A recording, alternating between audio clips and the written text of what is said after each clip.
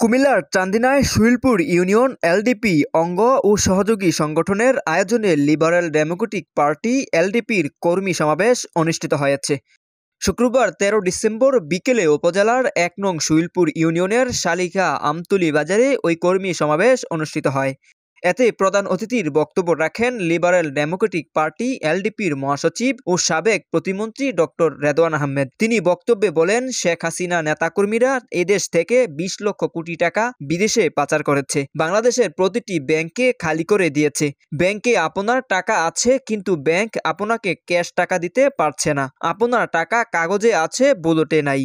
সাবেক প্রতিমন্ত্রী আরও বলেন, ১৫ বছরের সরকার ১৫ দিনের আন্দোলনেই দেশ ছেড়ে পালাতে বাধ্য হয়েছে।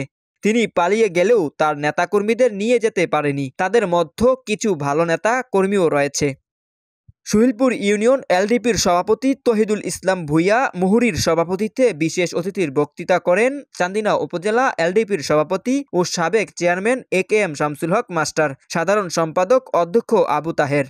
উপজেলা গণতান্ত্রিক স্বেচ্ছাসেবক দল সভাপতি শাকাত হোসেন সাক্কুর সঞ্চালনায় এ সময় অন্যদের মধ্যে বক্তৃতা করেন উপজেলা এলডিপি সহ সাধারণ সম্পাদক সাবেক চেয়ারম্যান শাহজাহান সিরাজ, সাবেক মুক্তিযোদ্ধা commander M A Gaffar, শুইলপুর union পরিষদ চেয়ারম্যান আবু বকর সিদ্দিক, এলডিপি নেতা তাজুল ইসলাম মেম্বার, উপজেলা গণতান্ত্রিক যুবদল সভাপতি প্রভাষক সাইফুল ইসলাম বাবর, সাধারণ সম্পাদক রাজীব আহমেদ ভূঁইয়া, উপজেলা গণতান্ত্রিক কৃষক দল সভাপতি মোয়াজ্জেম হোসেন, পুর গণতান্ত্রিক কৃষক দল সাধারণ সম্পাদক প্রভাষক মাহবুবে এলাহি, উপজেলা গণতান্ত্রিক যুবদল নেতা প্রভাষক সুহেল খান প্রমুখ।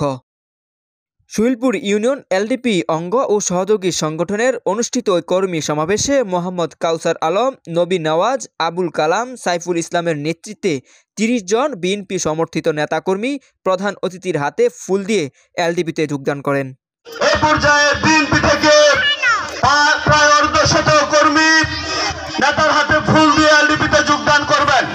হোসেন, ফারদিন, নাসির, রবিউল, হোসেন বলক, শহীদ, সাইফুল মোল্লা, সাইদ, হৃদয়, ফরহাদ, ফয়সাল, রাকিব, ইয়াসিন, সুহান, সজীব, ইউসুফ, সাকিব, ওসমান, জহির।